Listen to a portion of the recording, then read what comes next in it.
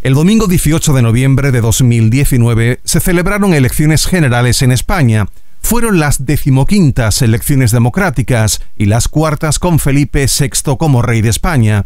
Además, fueron las segundas elecciones generales celebradas en 2019, las segundas convocadas por no haber sido posible formar gobierno, y las 4ª en menos de 4 años. Los resultados, con una participación del 69,87% frente al 75,75% de las elecciones del 28 de abril, fueron los siguientes. PSOE, 120 diputados, perdió 3, PP, 89, ganó 23, Vox, 52, ganó 28, Unidas Podemos, 35, perdió 7, ERC, 13, perdió 2, Ciudadanos, 10, perdió 47, Junts per Catalunya, 8, ganó 1, PNV, 6, se quedó como estaba, Bildu, ganó 1 con 5, Más País, que se estrenó con 3 diputados, las CUP con 2, Coalición Canaria también 2, el BNG 1, Partido Regionalista de Cantabria 1 y Teruel existe 1. Bien, como habrán adivinado nuestros oyentes, hoy en Radio Materialista vamos a hablar de las elecciones celebradas el pasado 10 de noviembre y sobre todo de los pactos de gobierno que ya hemos conocido. Para ello vamos a contar aquí con varios invitados. Hemos tenido que, de momento, descartar, porque, bueno, a Iván Vélez, que tiene unos problemas con el micrófono, que si los arregla, si los soluciona sobre la marcha, pues lo incorporaríamos aquí inmediatamente a la tertulia. Pedro Insua, que, bueno, pues al final no hemos podido contactar con él, pero vamos a hacerlo, vamos a hacer el programa con los que sí tenemos aquí ahora. En primer lugar, Héctor, ¿qué tal? Héctor Ortega. Hola, gracias por retomar el programa y por volver a invitarme, un placer. También tenemos por aquí a Luis Carlos Martín Jiménez, que ya lo conocen ustedes de otros programas también. ¿Qué tal, Luis Carlos? Pues muy bien, un poco estipado, pero bueno, bien, encantado de saludaros. Y vamos ahora con dos invitados que son nuevos en el programa y a los que damos, por supuesto, la bienvenida. Hugo Fernández, ¿qué tal, Hugo? Hola, bien. Gracias por la invitación y encantado de charlar con vosotros. Y también tenemos, por supuesto, a otro de los invitados al que damos también la bienvenida, José Ramón Esquinas. ¿Qué tal, José Ramón? Hola, gracias por invitarme. Muy bien. Pues vamos a comenzar con estos invitados. Si sobre la marcha, como decimos, se uniera Iván Vélez, que tiene unos problemas en el micrófono que está intentando solventar, pues por aquí, por supuesto, lo incorporaríamos a nuestra tertulia. Vamos a comenzar con la primera de las preguntas que quiero hacerles a ustedes. Vamos a empezar pidiéndoles que hagan una valoración de los resultados electorales. O sea, ¿por qué creéis que ha caído Ciudadanos tanto? ¿A qué se debe también la considerable subida de Vox a pesar de la campaña contra este partido? ¿Por qué la exhumación de Franco no ha impulsado más al Partido Socialista? En fin, contádnos un poco todo esto y más, ¿no? O sea, todo lo que veáis más destacado de estos resultados. Vamos a comenzar, por ejemplo, por Héctor. Pues bueno, lo primero a destacar de este gobierno pues es la fragmentación evidente del Parlamento, también la volatilidad, pero bueno, ya no solo española sino europea o en muchos otros países de los procesos electorales, de la duración de los parlamentos. Esto crea nuevos problemas, dificulta la política y tienen que llegar nuevos consensos y nuevos pactos que no estaban previstos a lo mejor en materia constitucional o de dinámica parlamentaria, pues cada uno según su régimen, y cada país pues va resolviendo estos problemas pues como puede o las circunstancias que va arrastrando históricamente, que en España, aparte de esta fragmentación social o de nuevas corrientes políticas, pues observamos también un problema territorial, donde hay partidos concentrados desde la transición en ciertos territorios que fueron aunando votos y voluntades, aunque también se ha llevado esta fragmentación a sus terrenos, pues consiguen ser partidos bisagra, como hemos visto. Cosas positivas, para no verlo tan así, pues que por ejemplo, Podemos ha aguantado, también ha sufrido una campaña y un desgaste enorme desde que se fundó. Digamos que arrastra las manifestaciones o movimientos sociales que hubo tras el 15M y que salieron de la crisis económica. Entonces, bueno, se ha partido, digamos, el bipartidismo que se había diseñado para esta zona, para España, con los partidos bisagra nacionalistas, que nunca habían entrado en un gobierno, y ahora hay más partidos bisagra. Es la primera vez que vamos a afrontar una coalición, y una coalición que es algo novedoso. Nunca había habido un diputado, un ministro ni nadie en el gobierno del Partido Comunista o de Izquierda Unida. Entonces, bueno, pues estamos en un nuevo contexto. Esto quiere decir, bueno, pues eso, tienen que ampliar ministerios. También estamos viendo cómo se van introduciendo en las instituciones partidos que a muchos asustan, pero igual hay que verlo al revés, que Bildu o RC tomen asuntos de Estado entre sus manos o tengan que decidir cuestiones que nos afectan a todos. No es solo para disolver, sino que se encuentran en que ellos mismos tienen que responsabilizarse, y al final están en las instituciones que son comunes a todo el Estado, y ven las dificultades de que un Estado en el mundo actual, con las dimensiones que tiene España, se mantenga a flote dentro de la Unión Europea, la guerra comercial entre Estados Unidos, China y Rusia, Oriente Medio. Entonces, bueno, sus expectativas de hacer estados-naciones en sus territorios o de una independencia efectiva, pues vemos que cada vez son más bajas y van a otro tipo de pactos. Entonces, bueno, yo quería poner ese contexto, y ya según vaya comentando la gente, pues podemos profundizar más en cada tema. Sí, bueno, pues, o sea, pregunta sobre los partidos más bien, ¿no? O sea, porque de hecho de las elecciones anteriores a estas, pues lo que se vio es que los dos partidos que formaron el gobierno son los que han perdido votos. La oposición son los que han ganado. Entonces, o sea, estaban obligados a hacer gobierno, vamos, estaban obligados de cualquier forma posible, porque si no, a otras elecciones iban a seguir perdiendo votos. Esa era la tendencia, ¿no? Entonces, el problema de la fragmentación que ha sacado Héctor, pues primero eso ya estaba calculado desde las elecciones, o sea, desde la transición, y es la ley DON para los partidos regionalistas y estos partidos que eran de derecha y precisamente frente al comunismo. Eso estaba calculado ya. O sea, la novedad es Unidas Podemos y Vox. Pero vamos, a mí me parece que, porque todo lo que se dice sobre el comunismo y todo esto, pues, el comunismo ya no existe. O sea, yo he mantenido la tesis de que la esencia del comunismo, la esencia del marxismo, es la revolución armada. Y no hay nadie que busque la revolución armada, ni nada parecido, ni revolución, nadie habla de nada de eso. Sencillamente, yo creo que la cuestión de los partidos es que, y la fragmentación es que han perdido, que no tienen discurso.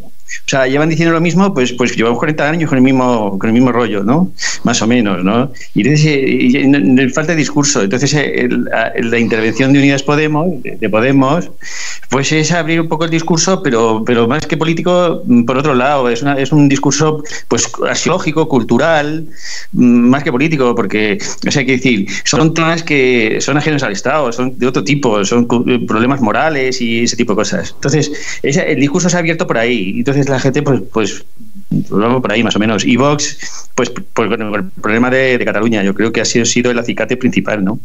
Y por ahí la fragmentación. Pero, en fin, la falta de discurso.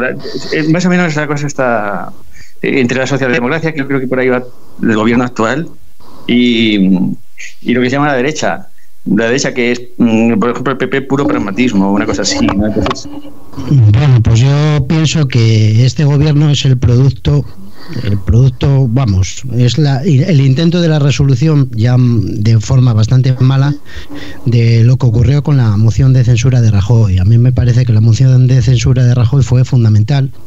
Hoy parece ya que está un poco olvidada, pero digamos que se forzó sacar a Rajoy un poco, un presidente de gobierno que tiene, especialmente en España, que tiene una posición muy fuerte, y entonces se le forzó con esa moción de censura, en la que se aliaron además más o menos todos los que han conformado gobierno ahora.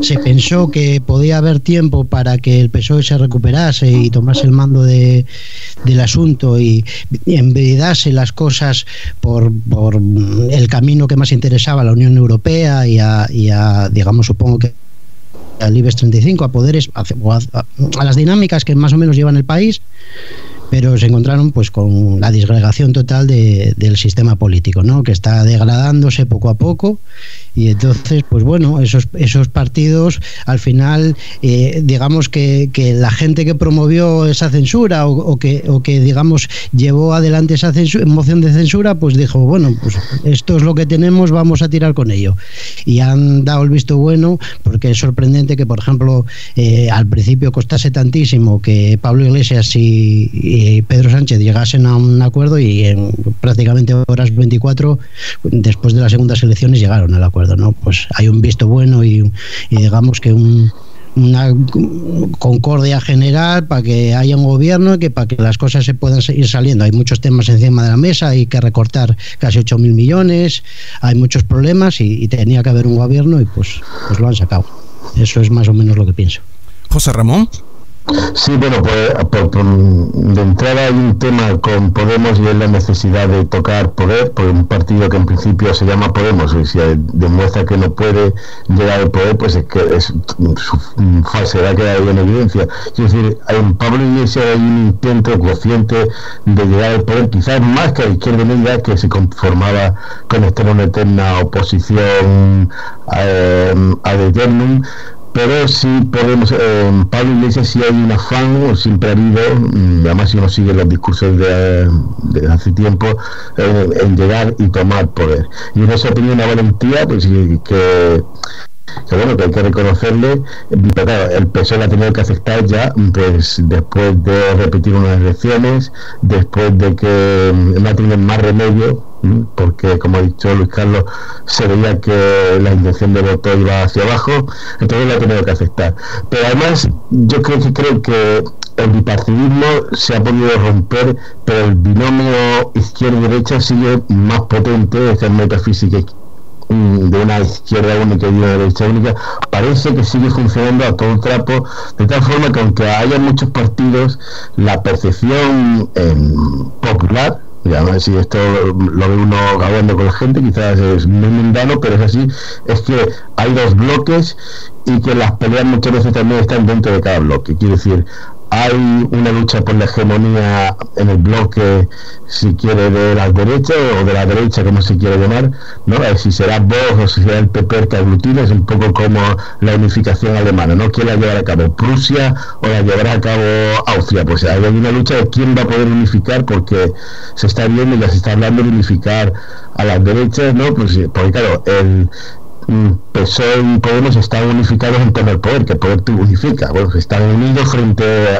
con el poder frente a los enemigos, pero ahora ¿quién unifica al bloque de la derecha? Pues ahí es donde está la pelea de si lo consigue el Partido Popular o si lo consigue Vox. Mira, José Ramón, una cosita nada más, intenta hablar un poquito más lejos del micrófono porque la voz sale un poquito saturada, simplemente eso. Vale. Bien. De acuerdo, bien, gracias. Pues yo no sé si Héctor, que nos decía, voy a ver un poquito, a ver por dónde va todo esto para yo apostillar más cositas al final o matizar, así que adelante, si tienes que matizar algo. Sí, por ejemplo, significativo fue entre las anteriores elecciones y esta la desaparición de Ciudadanos que emergió haciendo una oposición muy eficaz en Cataluña, la que había abandonado el PP por sus pactos con CiU y que recogió evidentemente Vox y algo la subida del PP, porque en las andaluzas fue la aparición de Vox, pero subieron 12 diputados, tanto Ciudadanos como Vox, o sea, había una disputa ahí, pues se equivocó Albert Rivera evidentemente, porque al no entender este bisagrismo con el que habían surgido y que iban a superar la dicotomía izquierda-derecha, y como dice José Ramón, le pudo más la aparición de Vox, arrastró su discurso a intentar envolverse o ser la bandera de la derecha, porque hubiesen tenido, y era la preferencia del PSOE, de la Unión Europea, de haber sido un partido bisagra, y con 57 diputados haberle dado al PSOE el gobierno de España con ellos. Y con el PNV, que pactando siempre iban a entrar, Coalición Canaria, el Partido Regionalistas, los que fuesen, pero tenían ahí un gobierno. Entonces, bueno, que hoy en día los partidos nuevos pues están expuestos a muchas circunstancias. Podemos ha ido bajando en diputados, como dice Luis Carlos, o el PSOE, pero les apareció más país, pero han mantenido la suficiente fuerza como para llegar al gobierno, que asustaba mucho, pero ya han venido gobernando pues sitios importantes como las alcaldías de Madrid y Barcelona, las de Cádiz y Coruña, en alguna autonomía, y han demostrado que tienen cierto peso ya institucional, que han aguantado con más de 2 millones de votantes y que son necesarios para formar un gobierno, una vez que la derecha se ha consolidado en un bloque. Ahora, los ataques de Vox pues también podían estar calculados precisamente para este gobierno, igual que muchos decían cuando apareció Podemos que era para, bueno, al principio que era una táctica del PSOE para canalizar el 15M y desgastar ese movimiento, pero después los medios dándole cancha se pensaba que había una mano negra o un interés del PP en promocionar a Podemos contra el PSOE. Lo mismo que ahora mucha gente ha visto una aparición en los medios de izquierda y de discurso de Vox, porque alimentan esa falta de ideología a la que se refería Luis Carlos, pues volviendo a las dinámicas izquierda y derecha que Vox alimenta. Y Vox, que tiene mucho menos peso institucional que el PP, pues es un desgaste para la derecha. Para algunos es la salvación, pero para otros es la capacidad de que pacten Podemos, PSOE, BNG, RC, PNV y Bildu y todos, es que Vox los unifica como enemigo dialéctico. No sé si alguien tiene que hacer alguna apreciación, alguna matización o algo, o pasamos a la siguiente pregunta. ¿Alguien tiene algo que responder? Bueno, pues parece que vamos a pasar entonces a la siguiente pregunta. En la actual legislatura, que es la 14ª, el Partido Socialista obtuvo mayorías simples en el Congreso de los Diputados, como hemos visto, y también en el Senado. Tras casi 2 meses de negociaciones, Pedro Sánchez fue investido presidente del Gobierno en segunda votación el 7 de enero de 2020 gracias al voto favorable del Partido Socialista Obrero Español, Unidas Podemos, Partido Nacionalista Vasco, Más País, BNG, Teruel Existe y Nueva Canarias, y la abstención de Esquerra Republicana de Cataluña y EH Bildu. Aquí hay al menos un aspecto que preocupa a algunos, como es el acuerdo de PSOE y ERC para precisamente crear la mesa de diálogo 15 días después de que se forme el gobierno para la resolución del conflicto político. Así lo dicen, resolución del conflicto político, en ese texto que digamos que han hecho público. Algunos están con esto muy preocupados, ¿no? Con este asunto, porque entienden que la unidad de España está en peligro, y otros pues creen que solo es una manera más o menos astuta de canalizar o de encauzar un problema que no es nuevo y que requiere ahora, con la nueva tesitura política, pues de nuevas soluciones. Vamos a ver qué es lo que opináis vosotros de este asunto. Vamos a comenzar por Luis Carlos, por ejemplo. Bueno, pues sí, pues eso es lo interesante de lo que va a pasar. Yo creo que, porque lo demás a mí me parece que pues son discusiones menores o discusiones, pues yo qué sé, de la moral tradicional y una moral distinta y todo el tema de la sexualidad y de todas estas cosas de género. Pero lo interesante es el tema de lo que pasará con Cataluña. Eso es lo interesante, sí, porque yo no he leído el tema del acuerdo de la mesa y tal. No lo he leído, pero vamos, que prácticamente lo que está pasando ahora es la consecuencia de los 40 años, quiere decir, de las contradicciones de la transición, las contradicciones de la Constitución y que ya estaban en el franquismo. Contradicciones quiere decir, pues, luchas de poder, Y, por ejemplo, ahora el PSOE pues está completamente cogido por el PSC. Quiero decir, que y eso lo saben perfectamente en las demás partes del PSOE de España, ¿no? Está fagocitado, más o menos. Pero sí, lo que pase, porque como tienen una mesa de acuerdo, y entonces lo que no podrán es llegar a la ruptura. Entonces, ¿cómo tienen pensado llevar a cabo estos problemas? Pues eso es interesante, ¿no? Me parece a mí, porque desde luego Pedro Sánchez, la característica fundamental que tiene es que no tiene ninguna coherencia, absolutamente ninguna. Además no es que haga gala de eso, pero que le importa un pimiento. Dice un día una cosa y al día siguiente otra, y no le importa absolutamente nada. Entonces, en el futuro va a ser igual o más agravado. Desde luego, lo que no van a poder permitir es que se plantee un conflicto armado, cosas de ese tipo. Entonces tendrán que solucionar de algún modo y veremos a ver por dónde sale. Sí, Hugo. Bueno, yo lo que pienso, escuchando a Luis Carlos, tienes razón, pero yo casi me retrotraería más y no, o sea, voy a aclarar las cosas. Yo creo que el proceso, que es lo que estamos viviendo ahora, es una consecuencia de la entrada de España en Maastricht. O sea, del borrado o del difuminado, en cierta forma, que se hizo de la frontera de España con los países que en ese momento eran el centro de Europa y eran las grandes potencias industriales.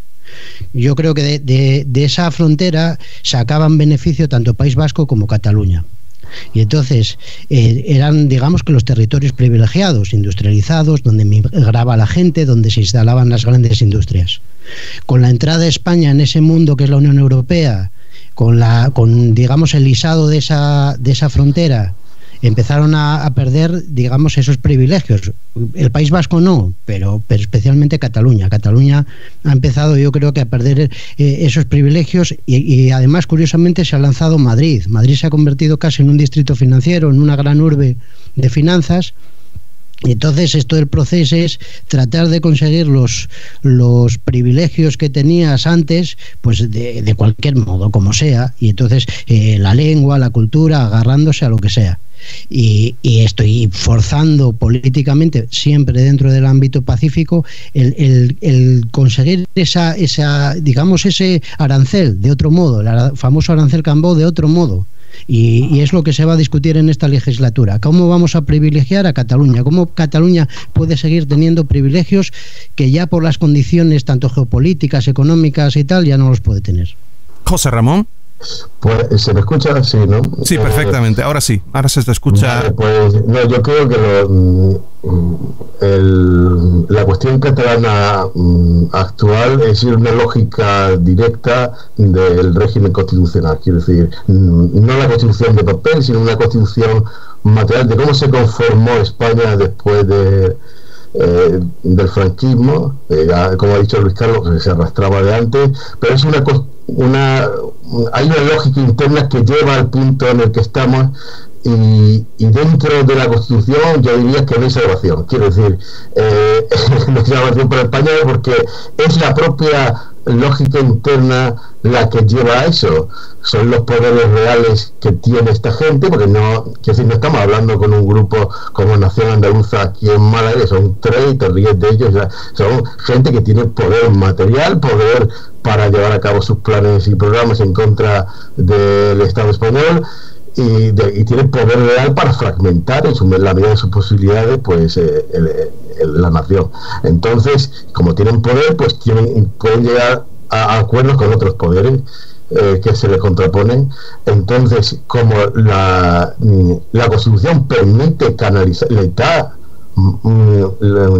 cauce para que ese poder que tiene, que ha crecido justamente como un cáncer dentro del Estado, que es decir, ellos no es que estén ajenos al Estado, sino que han surgido y han crecido dentro de este Estado, pues en las elecciones, en las instituciones, pues tienen su representación. Entonces, yo ahí, aunque no haya revolucionaria, yo sí creo que o hay una transformación radical del ensamblaje constitucional, o esto es eterno, porque quiero decir, vos no va a arreglar nada, porque en el caso de que llegara, que va hasta 4, 8 años y se revierte. Quiere decir que son soluciones, si se quieren, parches del problema catalán, pero que no hay que esto es el pan de cada día. Quiere decir que yo no veo que la cosa esté ni mejor ni peor que hace 4 años, ni mejor ni peor que hace 10. Quiero decir, yo veo todo esto dentro de una misma lógica, que no porque haya una lógica material tiene por qué ser bueno. Quiero decir que es así, y que a ver quién es el guapo que consigue destrozarla, si es que se puede destrozar. Héctor. Sí, más o menos coincido con lo que vienen diciendo Luis Carlos y José Ramón, pero en Cataluña vemos es la caída de un régimen también. Parece que esas cosas, la pelea Madrid, Cataluña, el proceso, la nación, el Estado, parece a veces que difuminan problemas subyacentes que como dicen, viene el poder que tenía CiU en Cataluña no lo tuvo ningún partido en España, en ninguna parte, salvo el PNV, y aún así menos, porque ahí tenía a ETA, tenía otros partidos políticos, tenía el Estado mucho más armado. El régimen de CiU y Cataluña es el que está cayendo ahora, y no... RC es mucho más pragmático ahora que CiU, y CiU es el que es independentista y está fuera. Se han dado cuenta en la independencia sin un apoyo internacional. Ha sido importante, sí. Héctor, sí. Con la declaración de independencia se ha visto que no tiene ningún apoyo internacional, que es clave para sus fines. Es decir, ese presunto apoyo ni de la Unión Europea ni de fuera, pues no lo tienen, y como no lo tienen, pues se han venido abajo, porque claro, no hay nadie salvo 3 pirados por ahí por Europa y 4 por la Iberoamérica quizás, pero pues gente puntual, una cosa muy, vamos, sin ningún poder en la dialéctica de Estado, de imperio. Entonces se han visto pues que su poder solamente es acaso interno, entonces intentan jugar con las armas que tiene. Pero piensa lo que hemos escuchado de golpes de Estado, de revolución. Aquí hay partidos, o sea, vos y mucha gente en los medios de comunicación dice que habría que cargarse los partidos del PSOE para la izquierda. Todos son secesionistas, todos quieren destruir al Estado y tenían que inhabilitarse esos partidos.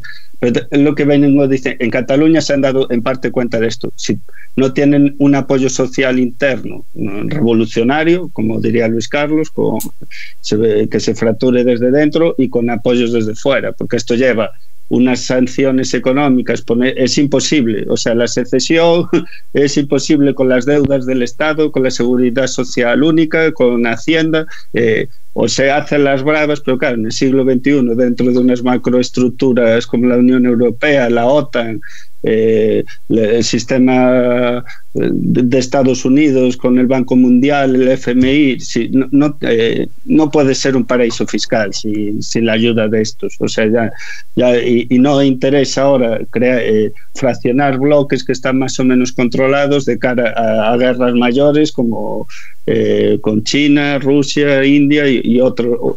Es un proceso de estados continentales que hoy en día no interesa esa independencia. Lo que digo, el gobierno en parte, no es que el PSC tenga al PSOE fagocitado, lo que quiere es que la siguiente comunidad más importante de España, o sea, entre Madrid y Cataluña es el 40% del PIB y cada una tiene un 20% y ahí están compitiendo. Pues que en Cataluña derribar este régimen de CiU pues está siendo el parto de los siglos esto, y a RC no le dejan, no tiene un poder efectivo RC en Cataluña hasta hace poco, y las encuestas dan, y ahí es donde va el otro pato, que yo creo que ya están mirando todas las declaraciones que estamos viendo, y esta mesa, el acuerdo con RC, que es muy de mínimos, no se meten en nada, en ninguna camisa de 11 varas que les vale para hacer campaña aquí y para no dividir o fracturar al gobierno en Madrid. Y es que en Cataluña pues puedan pactar el PSOE, RC y En Común Podemos allí, otra vez, y poder gobernar la comunidad sin CiU. Y esa es la guerra que creo que hay ahora sobre la mesa, con todo lo que las derivadas que hay por detrás judiciales de partidos, y que esto, bueno, siempre puede haber un cisne negro y que salte todo de alguna manera, o algún tercer país le interese meterse. Pero bueno, no olvidaría que vienen las elecciones catalanas, vascas y gallegas ahora. Oíste, yo lo discutimos, Héctor y yo discutimos a menudo sobre el asunto, discutimos o hablamos, y es que yo creo que ahora mismo lo que se plantea este gobierno es volver a traer la cuestión del famoso federalismo asimétrico de Maragall, de alguna manera que haya un federalismo en el que estas dos regiones, fundamentalmente Cataluña y el País Vasco, se vean como privilegiadas y tratar de mantener el equilibrio con el resto de España. Y fundamentalmente es eso. Y también hay que decir que es imposible que Cataluña o que el País Vasco, vamos, imposible. Tiene que darse una cuestión, una hecatombe enorme para que Cataluña o el País Vasco sean independientes. ¿Independientes de qué? O sea, está aquí con nosotros Luis Carlos, que tiene trabajadísimo el asunto de la moneda. Un país como España que prácticamente lo tiene todo dominado por la Unión Europea. Moneda, prácticamente producción, las fronteras, hay que dar cuenta de todo. Lo que va a tener que hacer ahora la vicepresidenta Calviño es ir a hablar a Bruselas sobre el asunto del recorte de los 8.000 euros, que le dejen, que le den más manga ancha para que no sea un recorte tan fuerte. O sea, es decir, estás completamente monitorizado o muy monitorizado por no sé si potencia externa, habría que decir pues un poder supranacional. Entonces, plantear en serio que Cataluña va a separarse de España o extenderse, a mí me parece que está desenfocado. Yo creo que fundamentalmente lo que se está jugando ahora es eso, ese asunto, recuperar esa idea que fue la del estatuto de Zapatero con Maragall, el que haya una especie como de blindajes, en el que haya una especialidad y que realmente en Cataluña se sientan especiales, la región especial, y eso mismo ya lo tiene en el País Vasco con el concierto económico. No sé si Luis Carlos quiere matizar algo antes de pasar a la siguiente pregunta.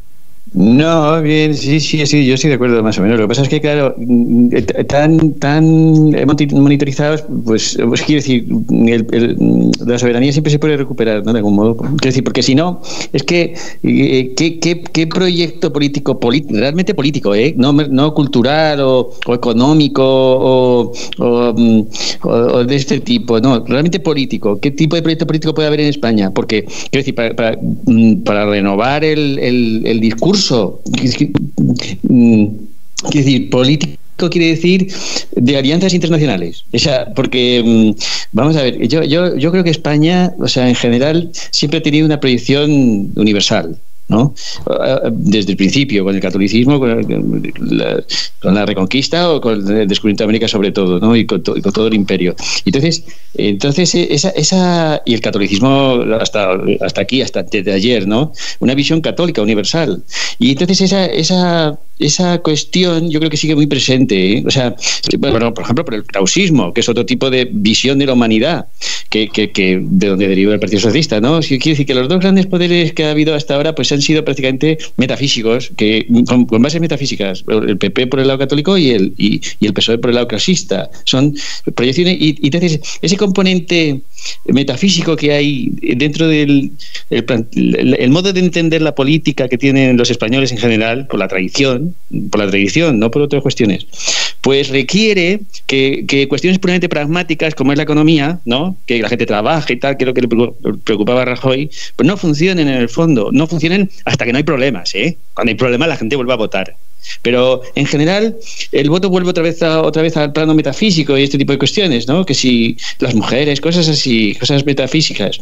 Entonces el cerrar demasiado el discurso alrededor de Europa pues puede decir, niega que pueda haber una vía ajena a Europa. Y yo creo que, por ejemplo, por el lado de Vox, ¿no? Robles, que juró por la hispanidad, ¿no? La Constitución, pues por ese lado, ¿no? Quiero decir, una reorganización a nivel histórico-político mundial, que yo creo que ese es el único modo de hacer un discurso pues distinto, o que la gente vea las cuestiones de otro modo, ¿no? Este modo de entender metafísico la realidad, ¿no? Y lo vea, pues eso, más posible o lo que sea. Quiero decir que no tiene, porque no creo que se pueda cerrar, ¿no? Como ha hecho Inglaterra, que se ha ido con los problemas que sean y ya está, ¿no? Quiero decir que esa vía, pues yo creo que hay que mantenerla entreabierta, por lo menos. Gran Bretaña tiene la Commonwealth detrás, ¿no? Tiene su propio imperio detrás, y por eso se puede salir, y si no lo tendría más difícil. España no es, tiene la suerte de que no es Italia, no es Grecia, tiene detrás, o podría tenerlo más presente, la Comunidad Iberoamericana, y ahí está su fuerza. Yo una cosa que, escuchando a Luis Carlos, tiene un punto, tiene razón, pero por ejemplo es que yo lo que pienso es que desde el siglo XIX, digamos que la transformación de España, vamos a hablar de España, de la España Estado-Nación, fue costosísima, llevó guerras civiles con los carlistas, y digamos que ahí había un proyecto liberal, un proyecto de Estado-Nación liberal, cuyo objetivo último, en cierta forma, era ser europeos.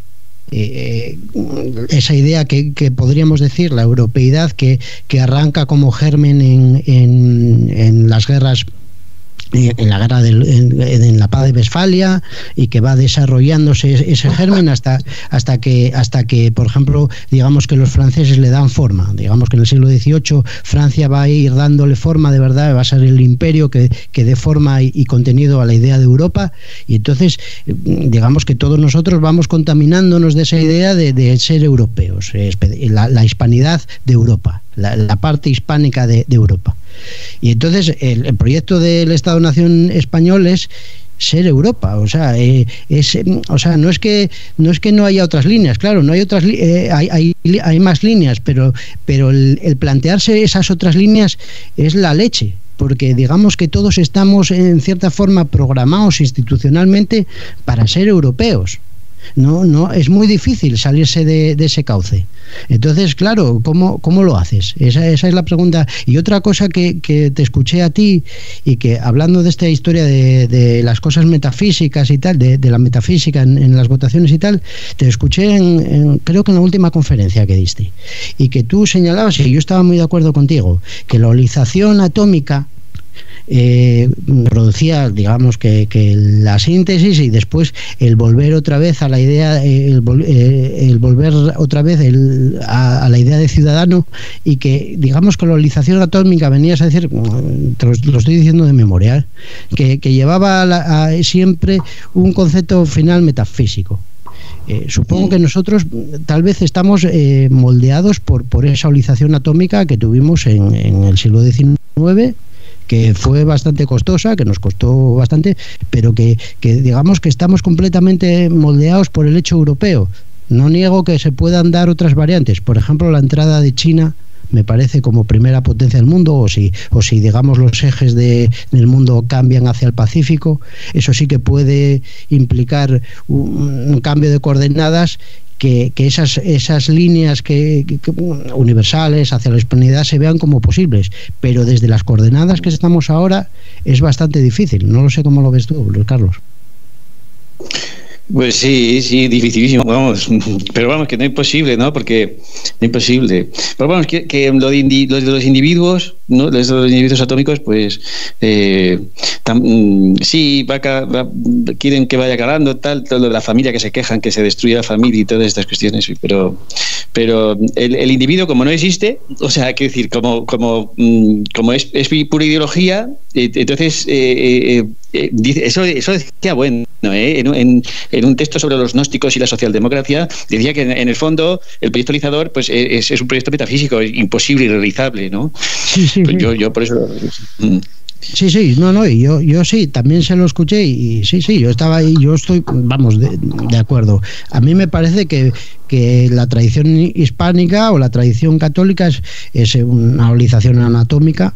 El mismo hecho de que los dos tipos de monarquías de las que procedemos, franceses y españoles, porque los franceses, digamos que es ese proyecto del absolutismo de Luis XIV que va cuajando en el 18, y nosotros, a pesar de que hubiese cambio de dinastía y de todo, mantenemos esta cosa de la monarquía agregada o compuesta, que hablaba Eliot y que hablaba el alemán que lo recogió de eso. No lo sé, yo creo que son dos mundos distintos, pero al final uno, digamos, que se impuso sobre el otro. Esa es lo que yo quiero decir. Cuando se nos desplomó el imperio, pues digamos que ellos pudieron en cierta forma no completamente apoderarse de nosotros, porque nunca eso no se puede ser nunca, pero sí imponerse, y llevan ahí 2 siglos impuestos, no solo los franceses, también los ingleses. Sí, pero el proceso de federalización del que hablas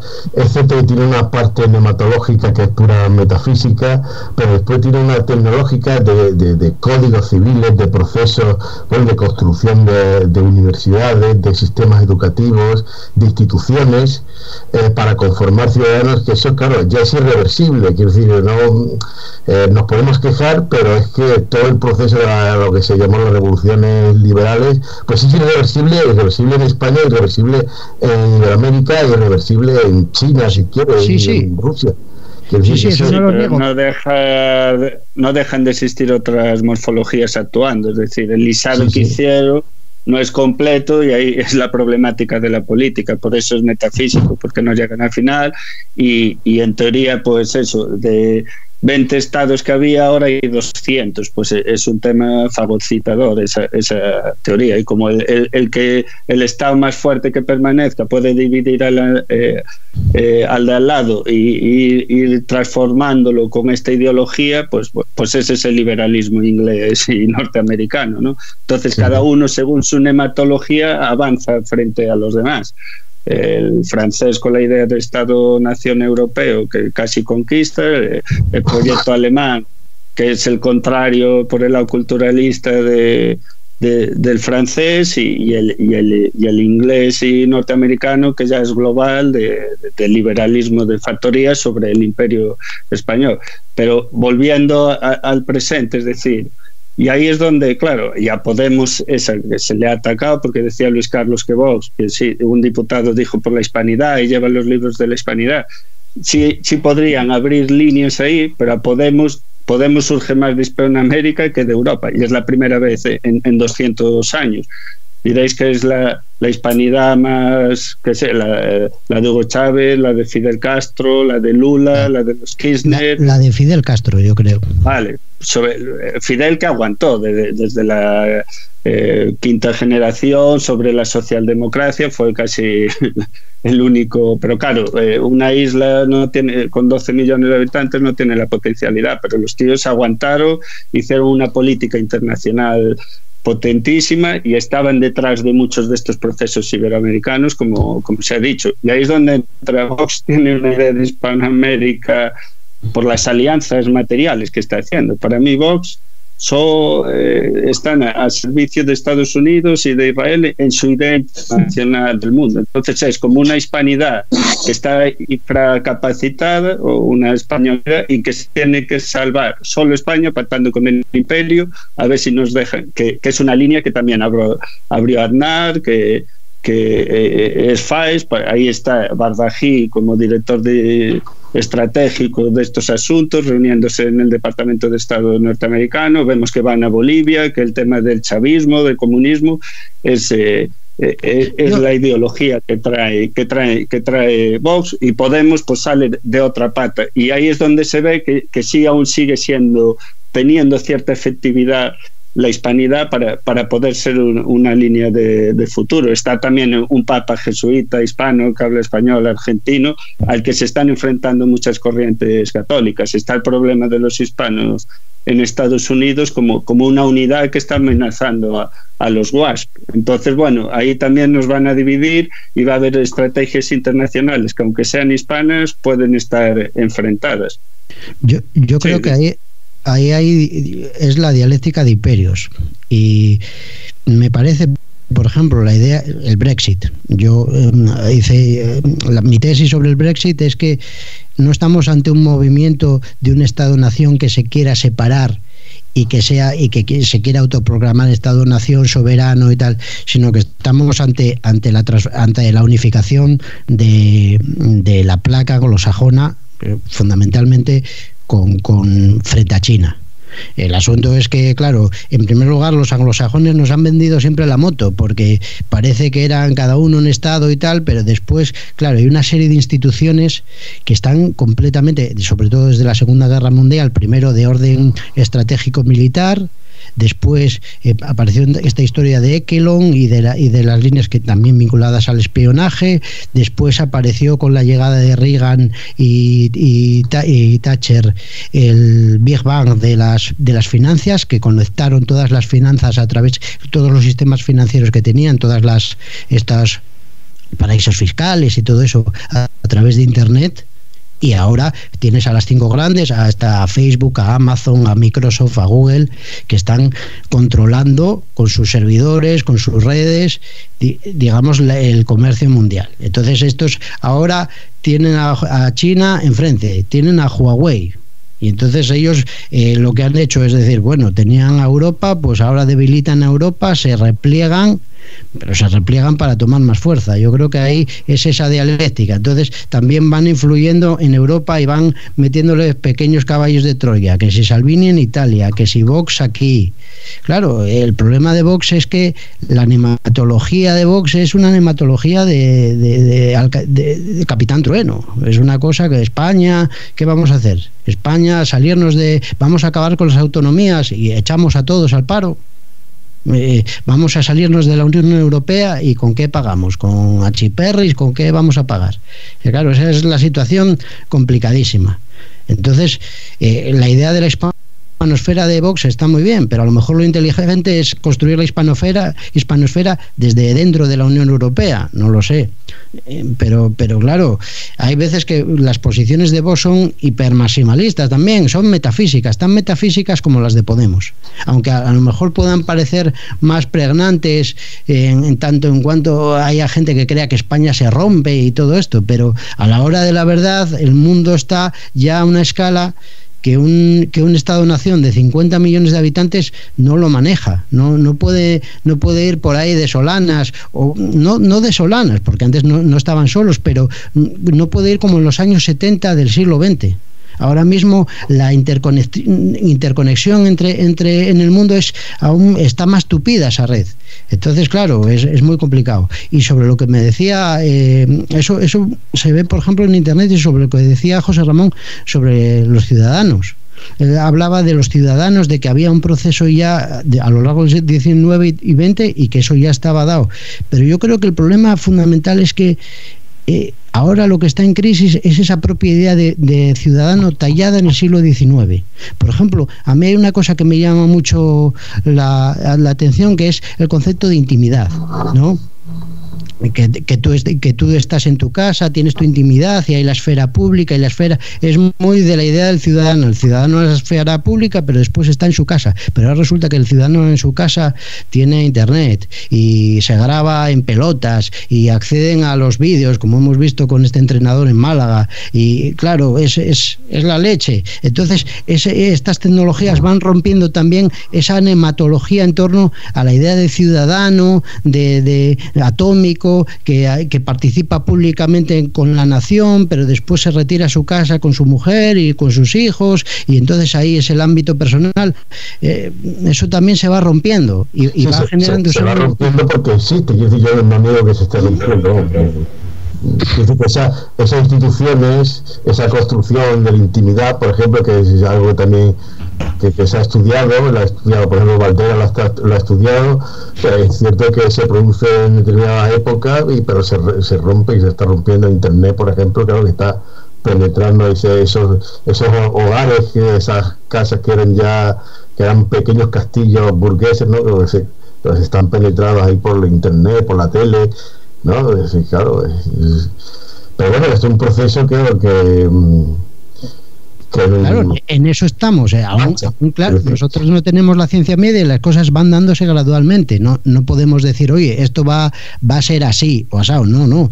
Pero vamos viendo cómo la cosa va degradándose. Sí, pero de todas formas, lo que has dicho de la dialéctica del imperio sí me ha interesado, porque la estrategia durante la Guerra Fría, además eso está escrito por los propios del Pentágono, quiero decir, era dejar Europa como campo de batalla en una supuesta guerra entre Estados Unidos y Gran Bretaña y la Unión Soviética, pues dejar Europa como el campo de batalla, pues donde entrarían los tanques soviéticos y se produciría ahí, es decir, que murieran los europeos pero que se salvara Estados Unidos y acaso Gran Bretaña. Entonces esa idea yo creo que Trump la vuelve a retomar, ¿no? Como diciendo, bueno, nos importa un pimiento lo que le pase en parte a los europeos, porque ya nuestro enemigo pues no es la Unión Soviética, pero sí es China, Rusia, y entonces Europa vuelve a estar ahí en mitad de un campo de batalla.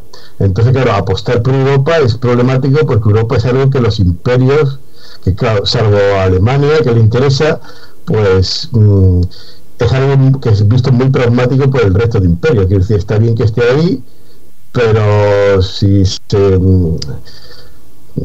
Estados Unidos, por ejemplo, no ha hecho nada para impedir que se vaya Gran Bretaña, pues porque quizás también le interese. Quiere decir que no hay un interés de Estados Unidos, como había durante la Guerra Fría, por mantener una Unión Europea frente a la Unión Soviética, y eso ya ha desaparecido, y ahora Europa está ahí intentando subsistir y a ver cómo va, porque a ver cómo sienta el precedente que sienta este Brexit, a ver qué ocurre en el futuro inmediato. Bueno, nos estamos acercando precisamente a la hora de programa, así que vamos a pasar a la siguiente pregunta que quería hacerles con mucho interés. Y es que una de las primeras polémicas del nuevo gobierno con algunas autonomías dirigidas por el Partido Popular, con la ayuda de Vox, ha surgido en torno a esto que llaman el PIN parental, ¿no? Aquí se está hablando de posesión, como si los niños fueran esclavos. Los niños, pues se dice por una parte que son posesión de los padres, por otra parte se dice que son posesión del Estado y tal, y de patria potestad, ¿no? Que también tendríamos que ver dónde acaba y a qué da derecho y todo esto, ¿no? Y también creo yo que habría que diferenciar entre un menor de, por ejemplo, de 5 o 6 años que apenas puede tomar decisiones, y un menor de 17 años que... bueno, pues tendría un grado de madurez mayor y estaría en condiciones de tomar pues más decisiones que el menor de 5 años. Así que por aquí, por una parte, pues estarían las obligaciones que el Estado impone en educación, como por ejemplo la edad de escolarización obligatoria, el número de horas obligatorias de asistencia a clase, las asignaturas que hay que estudiar, etcétera. Por otra parte, tendríamos la patria potestad de los padres, que les obliga por ley incluso a velar por sus hijos. Y por último, pues también los hijos tienen, sobre todo cuando van, digamos, acercándose a la edad adulta, pues tienen cierta libertad también, entre comillas, en lo de libertad, pues para eso, para escoger entre un bachillerato de ciencias y por ejemplo uno de letras, o para, yo me acuerdo en mis tiempos, me daba a escoger en el bachillerato pues entre ética y entre religión y demás, ¿no? El tema del PIN parental, desde luego, no es sencillo, y se está tratando en muchos medios de comunicación ahora. Y es, ya digo, una de las primeras polémicas a las que se está enfrentando el nuevo gobierno. A ver qué piensan ustedes. Yo no sé si empezar por Luis Carlos. Bueno, pues claro, es que decir pertenecer, pues eso pertenecer como te pertenece un esclavo, que es de tu propiedad, pues eso no, eso es absurdo. O sea, no saben de lo que hablan. Nadie defiende eso, ni nadie lo ataca. Eso no tiene ningún sentido. Igual que la posesión es no tener propiedad, pero es hacer uso del bien.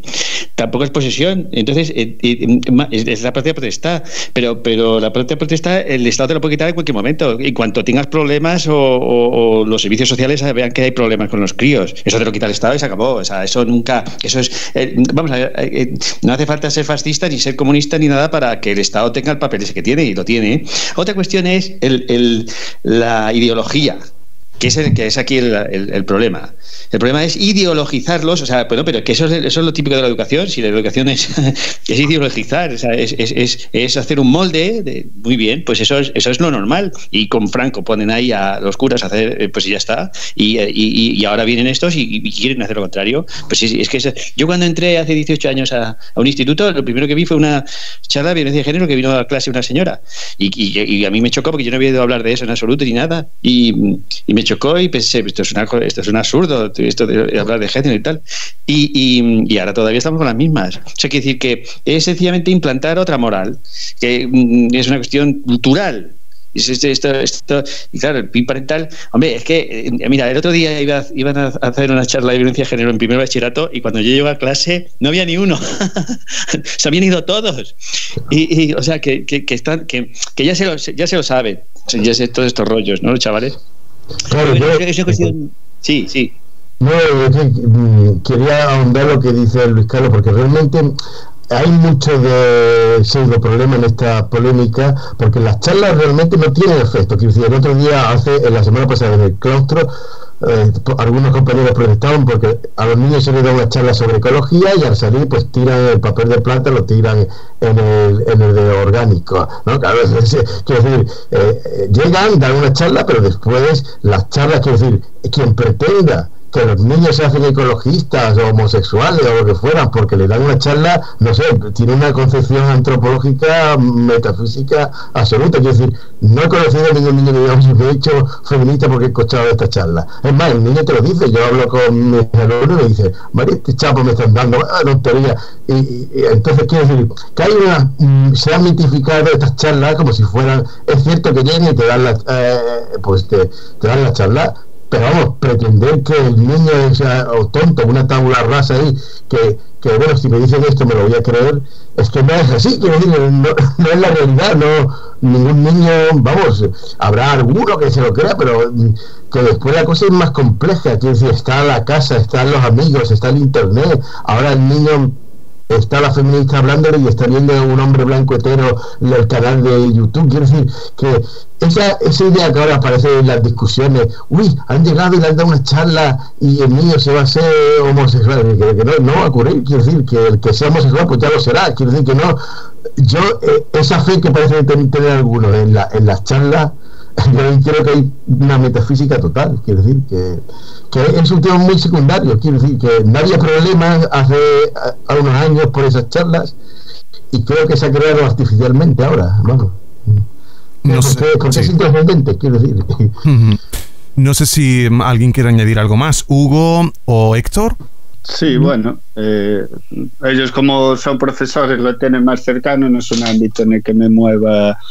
Sí, bueno, lo básico, lo que vienen diciendo, que no es tan fácil moldear, que como decía Luis Carlos al principio, es una cuestión ideológica para separarse de pues ahora se está atacando al marxismo cultural, al feminismo, como que está transformándolo todo, y bueno, y quizá hay que ver pues qué técnicas, qué instituciones hay detrás que se está produciendo, qué cambios sociales que a veces no son manejables. Estamos en una etapa en que la mujer se ha integrado al mercado de trabajo, a la vida social, aún no en plena igualdad, pero superando una fase industrial fordista en que se transformó también otra vez lo que venía de antes, en el sentido que decía antes José Ramón o Hugo, de transformación de un Estado del antiguo régimen, entre comillas, moderno, a un Estado-nación en que la educación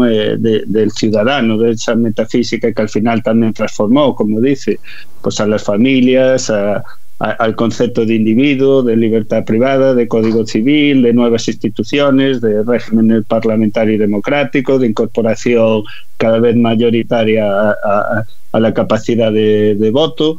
Pues esto ha ido transformando también, y eso aparejado a un sistema industrial en Europa que cogió a esas familias que antes pues la mujer tenía tanta capacidad económica más en una granja porque llevaba las huertas, llevaba los animales, mientras el hombre araba o partía leña, pues se repartían el trabajo. en la época industrial, que hacía falta un ejército de reserva y pues se quedaba la mujer en casa, el hombre iba a trabajar, cuidaba la prole para que se aumentasen las poblaciones, y claro, eso llegó a un límite, y ahora pues bueno, esa protesta de que hay restos de ese entorno pues que no encaja en las sociedades a las que vamos, pues por ahí pueden venir los problemas. Querer acotar con esto del PIN parental y pensar que los hijos son propiedad de uno, pues bueno, eso es una idea, eso es metafísica, que no se puede ni valorar por lo ridícula que es, pero bueno, ahí tenemos Pablo Casado o gente en instituciones importantes que han pasado, se supone que por la Facultad de Derecho y tal, pues te lo plantean, mis hijos son míos, como si pudiese controlar esa situación, ¿no? Pues nada, comentar eso y sin más. Hugo. Pues nada, lo que decía, bueno, ¿educar para qué? ¿No? El problema es que yo creo que en realidad el gobierno en la educación va dando bandazos, porque ¿para qué vamos a educar a los españoles? ¿En qué sentido los educamos? Entonces cada uno va jugando en la educación con su ideología. Unos meten esta historia de... Sí, Hugo, parece que nos hemos quedado... Se oponen, ahora. Entonces unos y otros... ¿Me escucháis? Ahora sí, ha habido un ligero corte de unos 6 segundos. Pues, vale, pues eso, que educar para qué, que cada uno va realimentándose con una polémica, y entonces, bueno, en el fondo lo que se oculta es que no hay un plan, no hay un ortograma para construir, yo qué sé, un ideal de español que digas, tenemos este proyecto a 50, 60 años, 70, nunca hay un proyecto a largo plazo. Entonces la cosa se va tapando a corto, pues con estas polémicas que llenan horas y horas de debates en la televisión y poco más.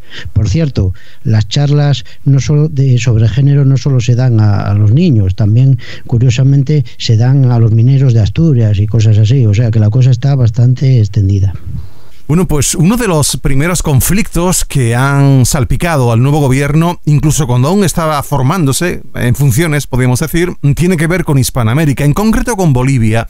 El conflicto arrancó el pasado 27 de diciembre, cuando la encargada de negocios de la Embajada de España, Cristina Borreguero, y el cónsul en La Paz, Álvaro Fernández, se dirigieron a la residencia oficial de la Embajada de México en 2 coches, a las 8 de la mañana, pero a la salida varios vecinos congregados en la zona impedían el paso de 2 vehículos y personal de seguridad español. Al menos 4 individuos salieron del coche encapuchados y presumiblemente armados, se dijo, según las autoridades bolivianas, que consideraron este acto un atropello, así lo dijeron, a la soberanía de Bolivia.